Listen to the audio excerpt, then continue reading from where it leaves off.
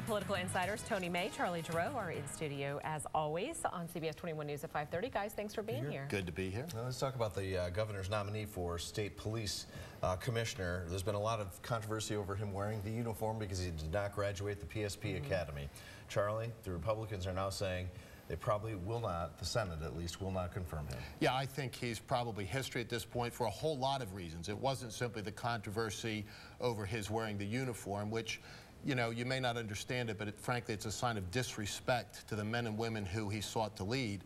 But then there were these signs that he took down, questions about his pension back in Maryland, questions about his homestead residency here in Pennsylvania, questions about warrantless searches. The list just went on and on. It's too much for him to withstand, too much for the Wolf administration to push. And Charlie, with these signs, though, he said he took them down because they were attacking his family. Please. That's true.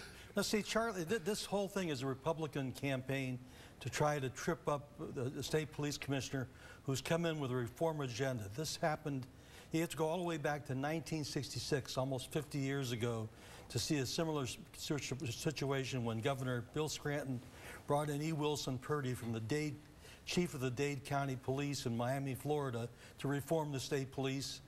They reacted badly, and they finally got him out. And the same thing's happening here. They're not giving him a chance to do anything.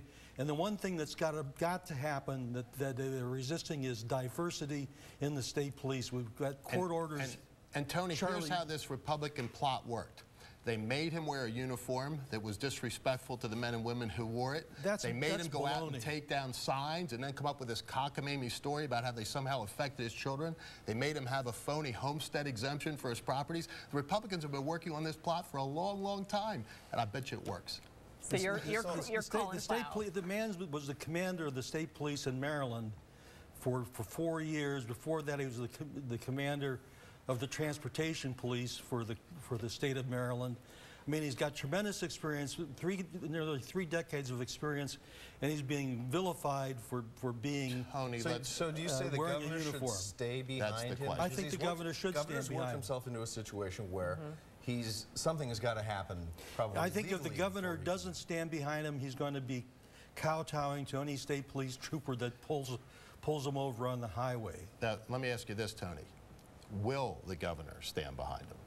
I think that it's whether Marcus Brown wants to stay with the state police, and and whether he wants to put his family through this. I mean, the whole idea about him taking down the signs, it's against the law to post those signs to begin with, and the former state trooper was following him and videotaping him. It sounds like the question is, who's the victim here? Look, this thing with the signs, I mean, he's admitted that it was bad judgment for him to do it. So for Tony to now try to defend him is to defend somebody that says, in fact, his act was indefensible. And this cockamamie story about these signs being... It was not against the law. Well, it may be, Tony. It's not against the law because the law says don't post signs. The district attorney of Cumberland County is going to determine whether or not... The man who failed to win for U.S.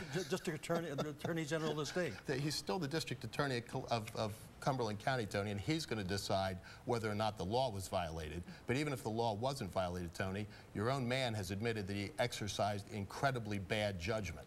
All right, we got to leave it there, guys. Thank you. Charlie Giroux, Tony May, our political insiders. You can see them here every Tuesday on CBS 21 News at 5:30. And join us Sunday mornings at 11:30 for CBS 21's Face the State, right after CBS's Face the Nation.